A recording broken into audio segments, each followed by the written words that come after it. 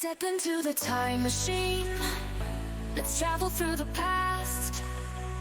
Mr. Gold's gonna take you on a history blast. From ancient civilizations to the world wars. Get ready, hold tight, breathe. Hey guys, in this video I want to give an overview of economic cycles and how they relate to the Great Depression. So if we go to our definitions of economic cycles, they are also known as business cycles, and they refer to the fluctuation in economic activity that an economy experiences over a period of time. So these cycles are usually characterized by periods of expansion, whereas like growth and optimism about the economy, and then contraction, which is shrinking, decrease of real wages, and a decrease of growth, and also pessimism about the economy, also known as a recession, if it lasts for 2 consecutive quarters of a decrease of growth. So the 4 main phases of the economic cycles, we're going to go into more detail in the next slides, but to begin, the 4 main cycles are peak, expansion, contraction, and trough. So the causes, it's usually influenced by various causes. The economy is a mixture of everybody's hopes, expectations, realities, supply, demand, future optimism, future pessimism. All these things go into an economy. So to start off with, the economies never stay in one place. Every second they are moving based on supply, demand, growth rate. All these factors come into play. So there is constant change, but sometimes there's big trends that happen even though there's constant change. So for example, the Great Depression was a macro trend. The downturn lasted for nearly 12 years. So there was no quarters of economic growth, no 3-month periods of economic growth for those 12 years until 1941. And then the longest expansion, you guys have actually lived through part of it, was from 2009 until 2020. This was the longest economic expansion in U.S. history. It lasted 128 months of economic growth without a recession. And the streak finally ended due to the coronavirus pandemic recession, where there was a sharp drop in the economy because a lot of businesses were closed and people were staying at home during COVID, so they couldn't buy as much stuff. So the phases in the economy, you have a chart here. The first phase that we're going to talk about is expansion. So expansion occurs at times when GDP is increasing, the gross domestic product is increasing for a country. When people produce more, they need to hire more workers, so real wages are increasing, and demand is also increasing for products. So it's an overall time of increase. That's our economic expansion, and that will occur until the consumer sentiment or the macroeconomics changes. The second phase is peak. So peak is when all the demand has been satisfied. The businesses have produced the optimal amount of product for everybody that wants it, and no additional customers or markets want any additional product. So it's at the very top. That's the peak. And the only way to go from there is into overproduction.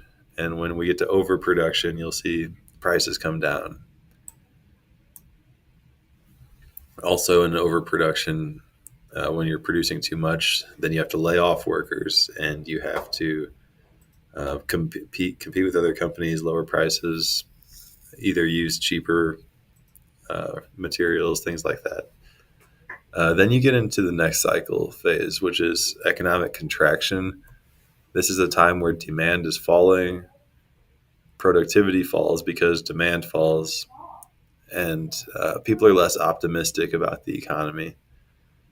Businesses cannot find enough customers, So if you notice in the expansion, they can't find enough workers. In a contraction, they can't find enough customers.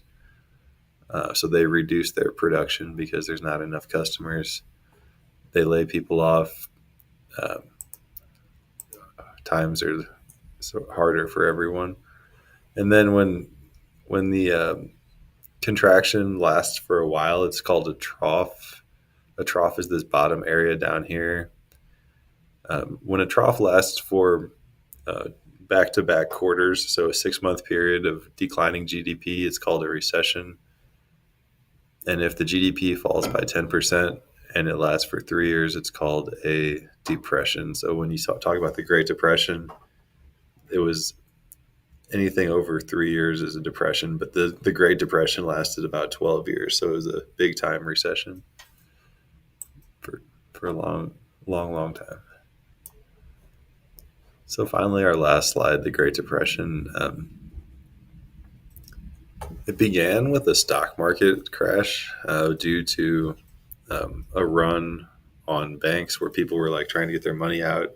The banks got they ran out of cash on hand, so they had to close in some cases, which created fear. Fear caused selling. Selling caused prices to go down, and prices going down caused people to lose their equity. So like if you're a farmer and you take out a large loan to pay for your farm and you expect your carrots or your crops to be a certain price, and then that price cuts in half, and so you're doing the same amount of work to get half of the price, you might have trouble paying back your loans, and then the bank needs to foreclose on your farm, and then it creates a vicious cycle. So let's say the first farmer gets foreclosed on, he loses his farm, and then the bank has to sell that farm for less money to get at least a little bit of their money back. And now the neighbor, his farm or her farm is going to be cheaper because they're right next to someone who just sold their farm for a cheap price, and it creates a downward spiral. So that's how the Great Depression started. It was over farming, a crash in farm prices, a crash in stock prices, banks not having enough money, so banks going out of business, and then they have to sell their loans for cheaper prices, and it's just an overall decrease in the demand for all these different products. So the way it connects to economic cycles, we were at a peak leading into the Great Depression in 1929. It was called the Roaring Twenties decade, and it was the end of the Roaring Twenties. And it was pretty much the peak of consumerism at that time. By the time everyone consumed their hearts out and they couldn't buy any more stuff, the Depression and the recession followed. So that's how economic cycles connect to the Great Depression. This caused the government to respond by stimulating the economy. They created programs like the New Deal and the Works Progress Administration, Civilian Conservation Corps, where they gave people money and jobs to build stuff for the government. So a lot of people were unemployed due to the Depression, and the government tried to help by stabilizing the banks and giving them jobs as best they could.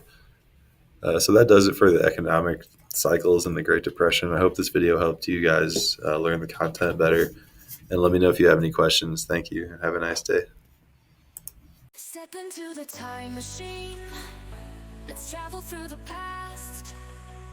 Mr. Gold's gonna take you on a history blast from ancient